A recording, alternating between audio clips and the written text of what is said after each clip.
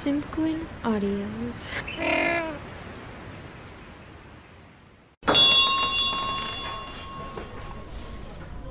Ah, you're here.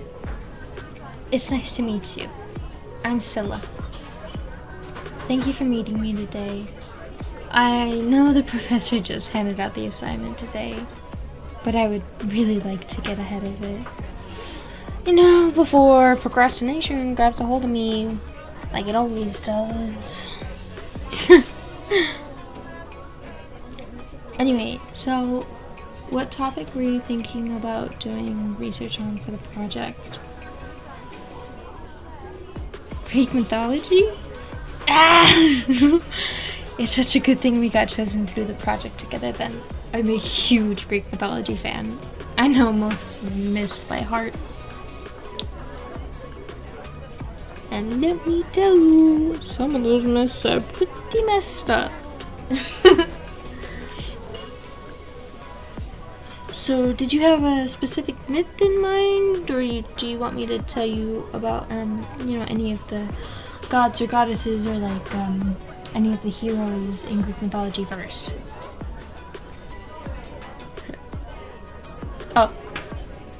Oh, okay, so did you have any particular gods or goddesses in mind?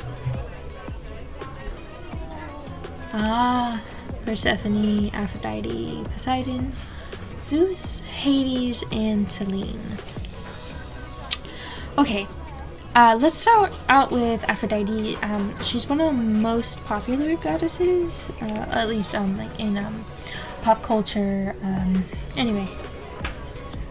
Okay, so Aphrodite is the goddess of love and beauty. She's married to Hephaestus. He's the god of fire, blacksmiths, and metalworking. But he's actually like physically deformed, and Aphrodite she did not want to be with him. Anyway, she has a relationship with Ares, the god of war, bloodlust, and courage. In fact, while she is married to Hephaestus, they have no kids together. However, Aphrodite and Ares have several kids together. She's said to be incredibly beautiful. However, she's also said to be vain, ill-tempered, self-centered, and easily offended, but also irresistible, soft-spoken, romantic, and passionate. Next we move on to Poseidon. Poseidon is the god of the sea, earthquakes, and horses. He is married to Amphitrite, goddess of the sea and a water nymph. He is the son of the Titan Kronos, so that makes Zeus and Hades his sibling, as well as several other gods and goddesses. He also has many children. Most of them have different mothers. His weapon and symbol is the trident, and he is seen with it in most myths. Poseidon is also known to be very moody. He is either in a very good mood or a very bad mood. No in between. Okay, after that we have Selene. Selene is the goddess of the moon. She is the daughter of the Titans Hyperion and Thea. Her siblings are the sun god Helios and the dawn goddess Eos. She's often identified with Artemis and Hecate, because they're all moon and lunar goddesses. She has 57 children. Jesus, that's a lot of kids. She's known to be kind to those she loves, but to others she is harsh and strict. Okay, here we go. The king of all man-whores, we have Zeus. Zeus is the king of gods, as well as the god of thunder and the sky. He is married to Hera, the goddess of women, marriage, and family, and childbirth, but he's notorious for being unfaithful to his wife. Fun fact! Well, kind of more like gross fact. but Hera is Zeus's sister. I know. Ew, right? Yeah. Anyway, Zeus has many children with different goddesses and mortals. In fact, he has well over 100 kids. He possesses multifaceted personality traits, including a sense of carefree, as well as a role as the upholder of justice for both his fellow gods and humans. However, as a god, Zeus is portrayed in some Greek legends as toying with humans and ruining their lives on multiple occasions with regards to his actions. So Persephone is a fertility goddess as well as the goddess of vegetation and spring. She's also known as Kor. Anyway, she's the daughter of Zeus and Demeter, who once again is his sister.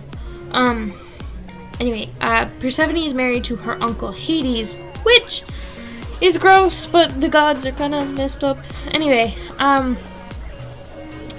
from the seasons of fall to winter, Persephone has to stay in the underworld with Hades, but from spring to summer, she has to stay in the mortal realm.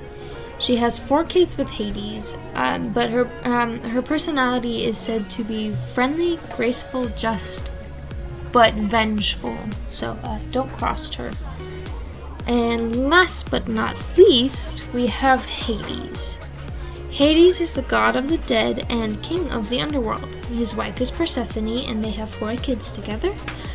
He has many siblings, but the ones that are most well known are Zeus and Poseidon.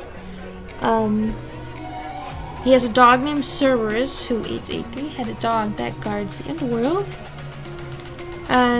Hades was cast out of Olympus to take care of the underworld. In fact, to marry Persephone, he had to make a deal with Zeus against Demeter's will. So basically, Zeus sold his daughter to his brother, but he's a messed up guy. But Hades is known to be very just, merciful, and a responsible god. Okay. So, after hearing all that, is there any particular god or goddess that you want to hear some myths about? Okay. So, you want to hear about Aphrodite. Okay. Interesting. Okay, so I will tell you about Aphrodite in the Trojan War. So, Eris, the goddess of discord, was angry that she hadn't been invited to the wedding of the sea named Thetis, so she decided to cause some chaos by throwing a golden apple to the guests. The apple was written with the phrase, "For the fairest of them all." The goddesses Hera, Athena, and Aphrodite all thought that the apple was for them. They wanted Zeus to be the judge to who the apple should be for. Zeus didn't want to make any decision, so he came up with an idea. He had a young man by the name of Paris make the judgment for him. The goddesses sought Paris out, and each promised him something in return for picking her. Aphrodite promised Paris that if he chose her, she would give him the love of the most beautiful woman in the world. And Paris decided that he could not turn this offer down, so he chose Aphrodite. The woman that Aphrodite had promised to him was Helen, the wife of King Milanus of Sparta. So, yeah. If Aphrodite had not been chosen by Paris to receive the golden apple, then the Trojan War may not have ever started. But because she was chosen, Helen was the prize. The Trojan War was fought as a means of getting Helen back. We could do the project on how the Trojan War could have been avoided if Aphrodite hadn't won. We could, yeah. Actually, I think that would be pretty easy, so Let's do this then.